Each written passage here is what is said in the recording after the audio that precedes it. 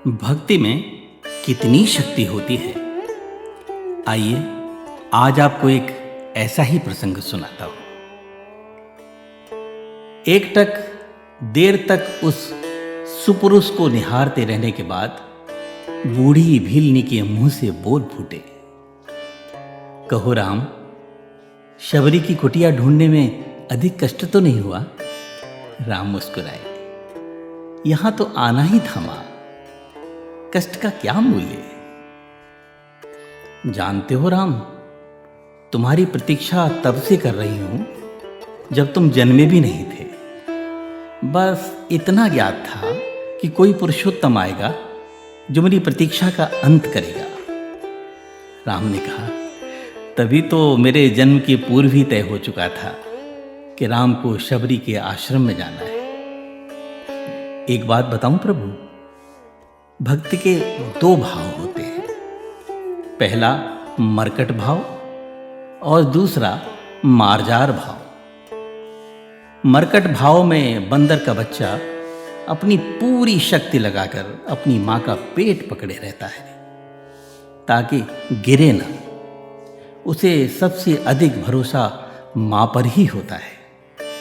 यही भक्ति का भी एक भाव है जिसमें भक्त अपने ईश्वर को पूरी शक्ति से पकड़े रहता है, दिन रात उसकी आराधना करता है। पर मैंने यह भाव नहीं अपनाया। मैं तो मार्जार भाव के अनुसार उस बिल्ली के बच्चे की भांति थी जो अपनी मां को पकड़ता ही नहीं, बल्कि निश्चिंत बैठा रहता है कि मां है ना, वो स्वयं ही मेरी रक्षा करेगी। और मां सचमुच उसे अपने मुंह में टांग कर घूमती है। मैं भी निश्चिंत थी कि तुम आओगे ही, तुम्हें क्या पकड़ना। शबरी के गूढ़ वचनों को सुन राम मुस्कुराकर रह गए। शबरी ने फिर कहा, सोच रही हूं बुराई में भी तनिक अच्छाई छिपी होती है ना। कहां सुदूर उत्तर के तुम, कहां घोर दक्षिण में मैं, तुम प्रतिष्ठित रघुकुल के भविष्य, मैं वन की भीलनी। यदि रावण का अंत नहीं करना होता तो तुम कहां से आते? पढ़ो मां, राम क्या रावण का वध करने आया है? रावण का वध तो लक्ष्मण अपने पैर से वाण चलाकर कर सकता है। राम हजारों कोस चलकर इस गहन वन में आया है तो केवल तुमसे मिलने आया है मां, ताकि हजारों वर्षों बाद जब कोई भारत के अस्तित्व पर प्रश्न खड़ा करे तो इतिहास चिल्लाकर उत्तर दे कि इस राष्ट्र को राम और उसकी भीलनी मां ने मिलकर गढ़ा था। जब कोई भारत की परंपराओं पर उंगली उठाए तो काल उसका गला पकड़कर कहे कि नहीं, यह एकमात्र ऐसी सभ्यता है जहां एक राजपुत्र वन में प्रतीक्षा करती एक दरिद्र वनवासिनी से भेंट करने के लिए 14 वर्ष का वनवास स्वीकार करता है। राम वन में इसलिए आया है ताकि जब युगों का इतिहास लिखा जाए तो उसमें अंकित हो कि शासन, प्रशासन, सत्ता जब पैदल चलकर समाज के अंतिम व्यक्ति तक पहुंचे तभी वह राम राज्य है। राम वन में इसलिए आया है ताकि भविष्य स्मरण रखे कि प्रतीक्षाएं अवश्य पूरी होती हैं। राम रावण को मारने भर के लिए नहीं आया है मां।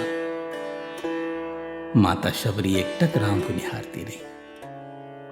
राम ने फिर कहा, राम की वन यात्रा राम रावण युद्ध के लिए नहीं है माता।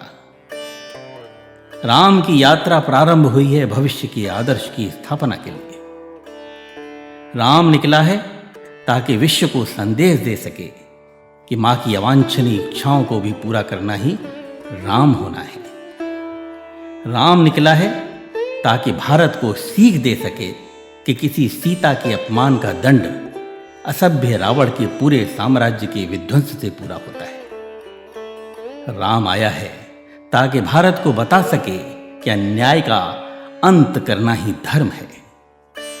राम आया है ताकि युगों को सीख दे सके कि विदेश में बैठे शत्रु की समाप्ति के लिए आवश्यक है कि पहले देश में बैठी उसकी समर्थक शूर्पणखाओं की नाक काटी जाए और घर दूषणों का घमंड तोड़ा जाए। और राम आया है ताकि युगों को बता सके कि रावणों से युद्ध केवल राम की शक्ति से नहीं बल्कि वन में बैठी शबरी के आशीर्वाद से जीते जाते हैं। शबरी की आंखों में जल भर आया था। उसने बात बदलकर कहा, बेर खाओगे राम? राम मुस्कुराए, बिना खाए जाऊंगा भी नहीं मां। शबरी अपनी कुटिया से टोकरी में बेर लेकर आई और राम के समक्ष रख दी।